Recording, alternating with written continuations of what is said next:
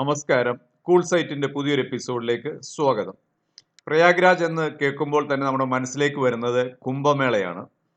4 ദിവസത്തെ ഉത്തരേന്ത്യൻ ടൂറിന്റെ ഭാഗമായി ഞങ്ങൾ ആദ്യത്തെ ദിവസം പോയത് പ്രയാഗ്രാജിലേക്കായിരുന്നു. ഒരു ദിവസം കൊണ്ട് തന്നെ അവിടുത്തെ പ്രധാനപ്പെട്ട കാഴ്ചകളെല്ലാം തന്നെ നമുക്ക് കണ്ടു തീർക്കാവുന്നതാണ്.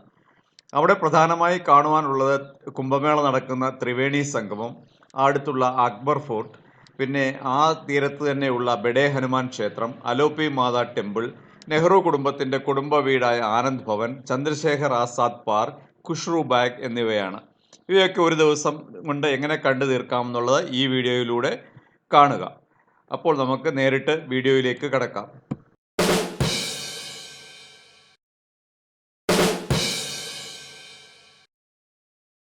ഞങ്ങൾ ട്രെയിനിലാണ് തിരുവനന്തപുരത്ത് നിന്നും പ്രയാഗ്രാജിലേക്ക് പോയത്. എന്നാൽ തിരുവനന്തപുരത്ത് നിന്നും പ്രയാഗ്രാജിലേക്ക് ഡയറക്റ്റ് ട്രെയിനുകൾ ഒന്നും തന്നെ ഇല്ല. കേരളത്തിൽ നിന്നും ഒരേ ഒരു ട്രെയിൻ മാത്രമേ ഉള്ളൂ. അത് എറണാകുളത്ത് നിന്നും പാറ്റ്നയിലേക്ക് പോകുന്ന എറണാകുളം പാറ്റ്ന എക്സ്പ്രസ് ആണ്. അത് ശനിയാഴ്ച ദിവസങ്ങളിൽ ആഴ്ചയിൽ ഒരിക്കൽ മാത്രമേ ഉള്ളൂ. പ്രയാഗ്രാജിന് പോകാൻ പറ്റുന്നതാണ്. അല്ലെങ്കിൽ നിങ്ങൾക്കുള്ള ഓപ്ഷൻ ഡൽഹിയിലേക്ക് പോകുന്ന ഏതെങ്കിലും ട്രെയിനിൽ കയറി പ്രധാനപ്പെട്ട സ്ഥലങ്ങളായ ഭോപ്പാൽ, ഇറ്റാർസി, ഝാൻസി എന്നീ എവിടെയെങ്കിലും ഇറങ്ങിയ ശേഷം അവിടുന്ന് വേറൊരു കണക്ഷൻ ട്രെയിൻ എടുത്ത് മാത്രമേ പ്രയാഗ്രാജിലേക്ക് പോകാൻ കഴിയൂ. പല സ്റ്റേഷനുകളുടെ പേരുകൾ ഇപ്പോൾ മാറിയിട്ടുണ്ട്. ഝാൻസിയുടെ പേര് ഇപ്പോൾ വി ലക്ഷ്മിബായി എന്നോ മറ്റോ ആണ്. ഇവിടെ 3 പ്രധാനപ്പെട്ട സ്റ്റേഷനുണ്ട്. പ്രയാഗ്രാജ് ജംഗ്ഷൻ ഉണ്ട്, പ്രയാഗ്രാജ് ചിയോക്കി ഉണ്ട്, രാംബാഗ് ഉണ്ട്. ഇതിൽ രാംബാഗ് ആണ് ത്രിവേണി സംഗമത്തിന് ഏറ്റവും അടുത്തുള്ളതെങ്കിലും അവിടേക്ക് അധികം ട്രെയിനുകൾ ഇവിടെ നിന്നുള്ള ട്രെയിനുകൾ പോകുന്നില്ല. പ്രധാനമായി നിങ്ങൾക്ക് പ്രയാഗ്രാജ് ജംഗ്ഷനിലോ അല്ലെങ്കിൽ ചിയോക്കിയിലോ ഇറങ്ങാവുന്നതാണ്. ഇവിടെ പ്രധാനമായി നമ്മൾ പോകുന്നത് ഈ റിക്ഷ ഉപയോഗിച്ചിട്ടാണ്. ഈ റിക്ഷ എന്നാൽ വളരെ ചെലവ് കുറഞ്ഞ ഒരു കമ്മ്യൂട്ടേഷൻ മാർഗമാണ്. പ്രയാഗ്രാജിൽ 12 വർഷം കൂടുമ്പോൾ കുംഭമേള നടക്കുന്നു. 6 വർഷം കൂടുമ്പോൾ അർദ്ധ കുംഭമേള നടക്കുന്നു. എല്ലാ വർഷവും അവിടെ മാഘ് മേള നടക്കുന്നുണ്ട്.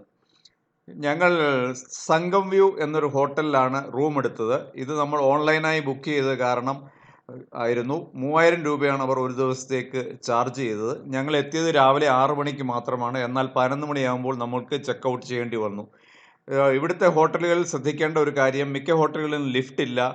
അതേപോലെ തന്നെ ചെക്ക് ഔട്ട് ടൈമിൽ ഇവർ ഭയങ്കര സ്ട്രിക്റ്റ് ആണ്. ചെക്ക് ഇൻ 12 മണിയും ചെക്ക് ഔട്ട് 11 മണിയാണ് മിക്ക സ്ഥലങ്ങളിലും. അത് നിങ്ങൾ ബുക്ക് ചെയ്യുമ്പോൾ സൂക്ഷിക്കുക. ലിഫ്റ്റ് ഉള്ള ചില ഹോട്ടലുകളുടെ വിവരം ഞാൻ ഇതിൽ കൊടുക്കുന്നുണ്ട്. ഇത് ത്രിവേണി സംഗമത്തിന് ഏറ്റവും അടുത്തുള്ള ഹോട്ടലാണ് ഇത്. എങ്കിലും ഇവിടെ നിന്ന് ത്രിവേണിയുടെ ഒരു വ്യൂവും ഇല്ല. വ്യൂ ഉണ്ട് എന്നൊക്കെ വെബ്സൈറ്റിൽ കാണിച്ചിരുന്നു. പക്ഷേ റൂം അത്യാവശ്യം നല്ലതാണ്. AC-യും ഗീസറും മറ്റു കാര്യങ്ങളും എല്ലാം ഉണ്ട്. ബ്രേക്ക്ഫാസ്റ്റും അവർ റൂമിൽ പ്രൊവൈഡ് ചെയ്യുന്നുണ്ട്. 3000 രൂപയാണ് അവർ ഞങ്ങൾക്ക് ചാർജ് ചെയ്തത്. എന്നാൽ നിങ്ങൾ ഇവിടെ നിന്ന് ഏകദേശം 3 കിലോമീറ്റർ ദൂരെയാണ് ത്രിവേണി സംഗമം. ത്രിവേണി സംഗമത്തിന് ഏറ്റവും അടുത്തുള്ള ലോഡ്ജ് ഇത് തന്നെയാണെന്ന് എനിക്ക് തോന്നുന്നു. നമ്മളിപ്പോൾ ത്രിവേണി സംഗമത്തിലേക്ക് രാവിലെ തന്നെ പോവുകയാണ്. പോകുന്ന വഴി നമുക്ക് ഈ ന്യൂ യമുന ബ്രിഡ്ജ് എന്ന് പറയുന്ന ബ്രിഡ്ജ് കാണാം. ഇതിൻ്റെ പഴയ ബ്രിഡ്ജിന് നൈനി ബ്രിഡ്ജ് എന്നാണ് പറയുന്നത്. ഈ ബ്രിഡ്ജ് ഒരു കേബിൾ സ്റ്റേയ്ഡ് ബ്രിഡ്ജാണ്. ഇത് കാണാൻ നല്ല ഭംഗിയുള്ള, എനിക്ക് തോന്നുന്നു കുംഭമേളയോടനുബന്ധിച്ച് ഉണ്ടാക്കിയ ബ്രിഡ്ജാണെന്ന് തോന്നുന്നു. അതുകൊണ്ട് തന്നെ ഇവിടെ ധാരാളം വിസിറ്റേഴ്സും ഈ ബ്രിഡ്ജിൽ കാണാം. നമ്മളും ഈ ബ്രിഡ്ജ് ഒന്ന് വിശദമായി കാണുകയുണ്ടായി. ഇവിടെ നിന്ന് നമ്മൾ ഇപ്പോൾ ബ്രിഡ്ജിലൂടെ നമ്മൾ മുന്നോട്ട് പോവുകയാണ്. ഇപ്പോൾ നമ്മൾ ത്രിവേണി സംഗമത്തിൽ എത്തിക്കഴിഞ്ഞു. ഇവിടെ ക്യാനും മറ്റും ഇവിടെ വിൽക്കാൻ വെച്ചിരിക്കുന്നത് കാണാം. പലരും ഇവിടെ നിന്ന് ഗംഗാജലം കളക്ട് ചെയ്ത് കൊണ്ടുപോകുന്നുണ്ട്. അതിനുവേണ്ടിയാണ് ഈ ക്യാനും മറ്റും ഇവിടെ വിൽക്കാൻ വെച്ചിരിക്കുന്നത്. ത്രിവേണി സംഗമത്തിലെ കാഴ്ചയാണിത്. ഇവിടെ ധാരാളം ബോട്ടുകൾ നിൽക്കുന്നത് കാണാം. നമ്മൾ ചെല്ലുമ്പോൾ തന്നെ കുറേ ഏജന്റുമാർ നമ്മളെ പൊതിയുന്നതായിരിക്കും. അവർ 5000, 6000 എന്നൊക്കെയുള്ള ചാർജുകൾ നമ്മളോട് പറയും. 2 രീതിയിൽ നമുക്ക് പോകാം. ഒന്നുകിൽ ഒരു ബോട്ട് ഫുള്ളായി ഹയർ ചെയ്യാം, അതല്ലെങ്കിൽ നമുക്ക് ഷെയർഡ് ബോട്ടിലും പോകാം. ഷെയർഡ് ആണെങ്കിൽ ഏകദേശം 200 രൂപ വാങ്ങിക്കും. ഞങ്ങൾ ഈ ബോട്ടുകാരനുമായി ഡയറക്റ്റ് ഡീൽ ചെയ്ത് 1500 രൂപയ്ക്കാണ് ഈ ബോട്ടിൽ ത്രിവേണി സംഗമത്തിലേക്ക് പോകുന്നത്.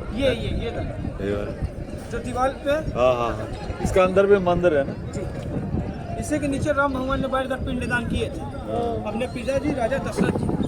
तभी से पहला पिंडदान प्रयाग में होता है। Okay okay. ये विष्णु भगवान का मुख है। और उत्तर साइड से आपकी गंगा नदी है। तो गंगोत्री गंगा से निकलती है। तो ऋषिकेश, हरिद्वार, कानपुर होते हुए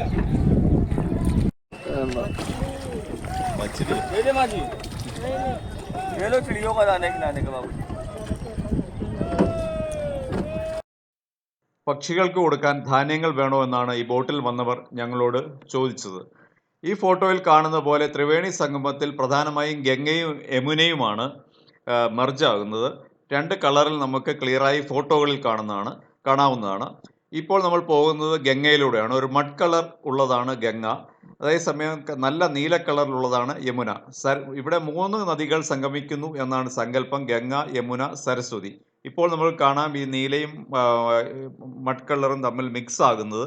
ഈ ഏരിയയാണ് ത്രിവേണി സംഗമം എന്ന് പറയുന്നത്. ഗംഗയും യമുനയും നമുക്ക് നേരിട്ട് കാണാമെങ്കിലും സരസ്വതി എന്ന് പറയുന്ന നദി അദൃശ്യമായാണ് ഇവിടെ സംഗമിക്കുന്നതെന്നാണ് സങ്കല്പം. ഇപ്പോൾ ഈ ഭാഗത്ത് നമ്മൾ യമുനയുടെ ഏരിയയിലെത്തി. അതാണ് കടും നീല കളറിലുള്ള വെള്ളം കാണുന്നത്. ഫോട്ടോകളിലൊക്കെ വളരെ ക്ലിയർ ആയിട്ട് ഇത് കാണിച്ചു തരുന്നുണ്ട്. എങ്കിലും നമ്മൾ ബോട്ടിൽ പോകുമ്പോൾ അത്ര ക്ലിയർ ആയി നമുക്കിത് മനസ്സിലാകുന്നില്ല. ഇതൊരു ഫോട്ടോയാണ്. ഫോട്ടോയിൽ നല്ല ക്ലിയർ ആയിട്ട് ഇത് കാണിക്കുന്നുണ്ട്.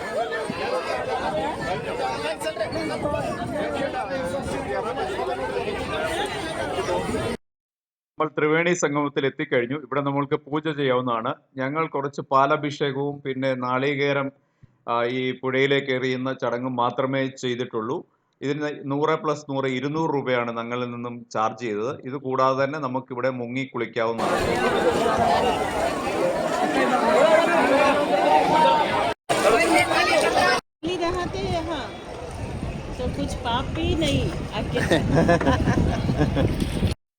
വെള്ളം ക്ലീൻ ചെയ്യുന്ന ഒരു യന്ത്രമാണ് നമ്മൾ കണ്ടത്. അതേപോലെ തന്നെ ഇവിടെ ചേഞ്ച് റൂം ഫെസിലിറ്റിയും കുംഭമേള സമയത്ത് ഉണ്ടായിരുന്നു. അതും ഇപ്പോൾ ഇവിടെ കാണാവുന്നതാണ്.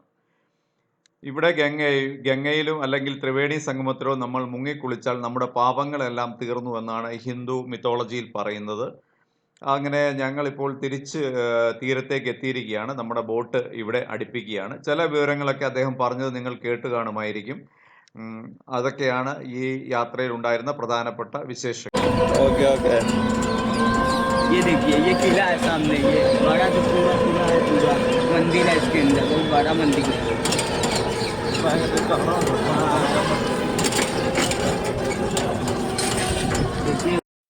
ഓട്ടോറിക്ഷ ഓടിക്കുന്ന പയ്യൻ നമ്മളോട് ചില അക്ബർ ഫോർട്ടിനെ പറ്റി പറയുന്നത് കേട്ടു. ആ കരയിൽ തന്നെയാണ് അക്ബർ ഫോർട്ട് ഉള്ളത്. ഇതിൽ താഴെ കാണുന്ന ഭാഗത്ത് ഒരു അമ്പലമുണ്ട്. അവിടേക്ക് പോകാൻ ആൾക്കാർ പോകുന്നത് നമുക്ക് കാണാം. ഞങ്ങൾ അക്ബർ ഫോർട്ടിനുള്ളിലേക്ക് പോയില്ല. ഇതിൻ്റെ താഴെ ഒരു ക്ഷേത്രമുണ്ട്. അവിടെയും നമുക്ക് പ്രവേശിച്ച് നമുക്ക് ദർശനം ലഭിക്കാവുന്നതാണ്. ഇവിടെ നിന്നും ഈ തീരത്ത് തന്നെയുള്ള ബഡേ ഹനുമാൻ ക്ഷേത്രത്തിലാണ് ഇപ്പോൾ നമ്മൾ എത്തിയിരിക്കുന്നത്. ബഡേ ഹനുമാൻ ക്ഷേത്രം വളരെ പ്രശസ്തമായ ഒരു ക്ഷേത്രമാണ്. ഇവിടെ ഹനുമാൻ മലർന്നു കിടക്കുന്ന ഒരു പ്രതിമയാണ് ഉള്ളത്. പറയപ്പെടുന്നത് ശ്രീരാമനും സീതയും എന്തോ പറഞ്ഞ ശേഷം ഇദ്ദേഹത്തെ ഏൽപ്പിച്ച ശേഷം ഇദ്ദേഹം അവിടെ കിടന്ന് ഉറങ്ങിപ്പോയി എന്നാണ് പറയുന്ന ഹനുമാൻ. അങ്ങനെ അദ്ദേഹത്തിന് ആ സ്മാരകമായിട്ടാണ് ഇവിടെ ഈ ക്ഷേത്രം ചെയ്തിരിക്കുന്നത്. ഈ ക്ഷേത്രത്തിൻ്റെ പുറത്തും വളരെ നല്ല ഭംഗിയുണ്ട് കാണാൻ. വളരെയധികം പൂജകളും മറ്റു കാര്യങ്ങളും ഒക്കെ ഇവിടെ നടക്കുന്നുണ്ട്. ഉത്തരേന്ത്യക്കാർക്ക് വളരെയധികം വിശ്വാസമുള്ള ഒരു ക്ഷേത്രമാണ് ഇത്.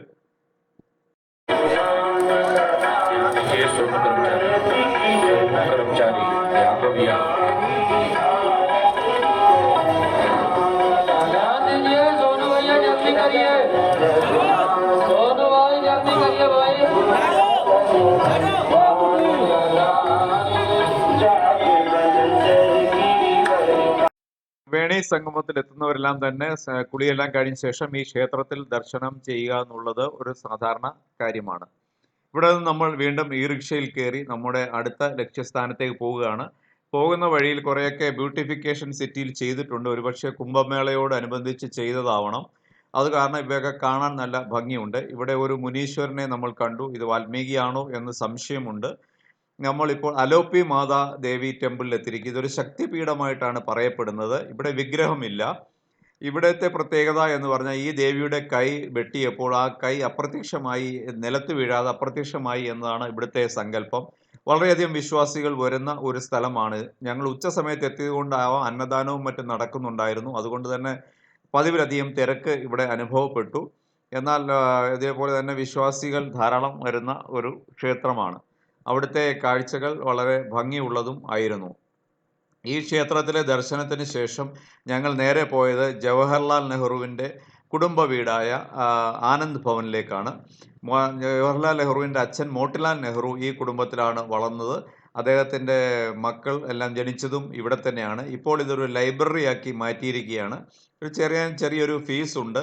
ഇവിടെ പോകുമ്പോൾ ശ്രദ്ധിക്കേണ്ട കാര്യം, തിങ്കളാഴ്ചയും മറ്റ് പൊതു അവധി ദിവസങ്ങളിലും ഇത് അടവായിരിക്കും. അത് അറിഞ്ഞു വേണം നമ്മൾ അവിടേക്ക് പോകാൻ. ഇവിടെ പോയാൽ പല പഴയ കാര്യങ്ങളും ഇവിടെ കാണാൻ പറ്റും. ഇവരൊക്കെ ഉപയോഗിച്ചിരുന്ന മുറികൾ, അവരുടെ ഫോട്ടോകൾ, മറ്റു കാര്യങ്ങളൊക്കെ ഇവിടെ ഡിസ്പ്ലേ ചെയ്തിട്ടുണ്ട്. പിന്നീട് നമ്മൾ തിരിച്ചു പോവുകയാണ്. നമ്മൾ നേരത്തെ കണ്ട മുനീശ്വരൻ ഇപ്പോഴും അവിടെ തന്നെ ഇരിപ്പുണ്ട്. ഇതിന് ശേഷം നമ്മൾ ഇപ്പോൾ പോകുന്നത് ചന്ദ്രശേഖർ ആസാദ് പാർക്കിലേക്കാണ്. ഇത് വളരെ വലിയൊരു പാർക്കാണ്. സ്വാതന്ത്ര്യ സമര സേനാനിയായിരുന്ന ചന്ദ്രശേഖർ ആസാദിൻ്റെ സ്മാരകമായി ഇവിടെ ഒരു പ്രതിമയുണ്ട്. ആ പ്രതിമ നമ്മൾ കാണാനായിട്ട് ഏറ്റവും എളുപ്പം ഗേറ്റ് നമ്പർ 3 കടക്കുക എന്നുള്ളതാണ്. ഗേറ്റ് നമ്പർ 3 പോയാൽ നമുക്ക് ഡയറക്റ്റ് പ്രതിമയും അതിനടുത്തുള്ള മ്യൂസിയവും നമുക്ക് കാണാവുന്നതാണ്. ഈ മ്യൂസിയത്തിൽ അദ്ദേഹം ഉപയോഗിച്ചിരുന്ന തോക്ക്, അദ്ദേഹം സ്വയം വെടിവെച്ച് മരിക്കുകയായിരുന്നു ബ്രിട്ടീഷുകാരിൽ നിന്ന് രക്ഷപ്പെടാൻ. ആ തോക്കായ ബംതുൽ ബുഖാറ എന്ന് പറയുന്ന തോക്ക് അവിടെ ഡിസ്പ്ലേ ചെയ്ത് വെച്ചിട്ടുണ്ട്. അത് കഴിഞ്ഞ ശേഷം നമ്മളിപ്പോൾ വീണ്ടും പ്രയാഗ്രാജിലെ സ്ട്രീറ്റുകളിൽ കൂടി പോവുകയാണ്. ഇവിടെ എല്ലാം തന്നെ വളരെ ഭംഗിയുണ്ട് ഇപ്പോൾ കാണാൻ. ഒരുപക്ഷെ കുംഭമേളയോടനുബന്ധിച്ച് ഇവിടെ എല്ലാം ഒന്ന് ക്ലീനാക്കി നല്ല പോലെയൊക്കെ ചെയ്തിട്ടുണ്ട്. അപ്പോൾ നമുക്ക് ഇഷ്ടപ്പെടും ഇവിടുത്തെ കാഴ്ചകളൊക്കെ. പോകുന്ന വഴി ഒരു ഹാത്തി പാർക്ക് കണ്ടു. ഹാത്തി പാർക്കിൻ്റെ മുന്നിൽ നിന്നും ഫോട്ടോ എടുത്തതല്ലാതെ ഞങ്ങൾ അതിനുള്ളിലേക്ക് പോയില്ല. നമ്മുടെ കേരളത്തിൽ നിന്ന് പോകുന്നവർക്ക് ഹാത്തി ഒരു വലിയ സംഭവമല്ലാത്തതിനാൽ ഞങ്ങൾ അകത്തേക്ക് പോയില്ല. വീണ്ടും ഞങ്ങൾ ഇവിടെ നിന്ന് വീണ്ടും പോവുകയാണ്. പോകുന്ന വഴി ഒരു പഴയ പള്ളിയാണെന്ന് തോന്നുന്നു ഞങ്ങൾ കണ്ടു. അതിനുശേഷം ഞങ്ങൾ പോയത് ഖുഷ്റൂ ബാഗ് എന്ന് പറയുന്ന സ്ഥലമാണ്. ജഹാംഗീർ രാജാവിൻ്റെ മകൻ്റെ സ്മാരകമായി പണിതതാണ് ഇവിടം. ഇവിടെ ഒരു പാർക്ക് പോലെ ചെയ്തിട്ടുണ്ട്. നിങ്ങൾക്ക് സമയമുണ്ടെങ്കിൽ ഇവിടെയും ചെലവഴിക്കാവുന്നതാണ്. പിന്നീട് ഞങ്ങൾ ഇന്ന് വൈകിട്ട് 4 മണിയുടെ ട്രെയിനിൽ വാരണാസിയിലേക്ക് പോവുകയാണ്. ഞങ്ങളുടെ ട്രെയിൻ പോകുന്നത് പ്രയാഗ്രാജ് ചിയോക്കി എന്ന സ്റ്റേഷനിൽ നിന്നാണ്. ഇപ്പോൾ നമ്മൾ ചിയോക്കി സ്റ്റേഷനിൽ എത്തിയിരിക്കുകയാണ്. Okay, bye bye. Like, comment, and subscribe. Like, comment, and subscribe.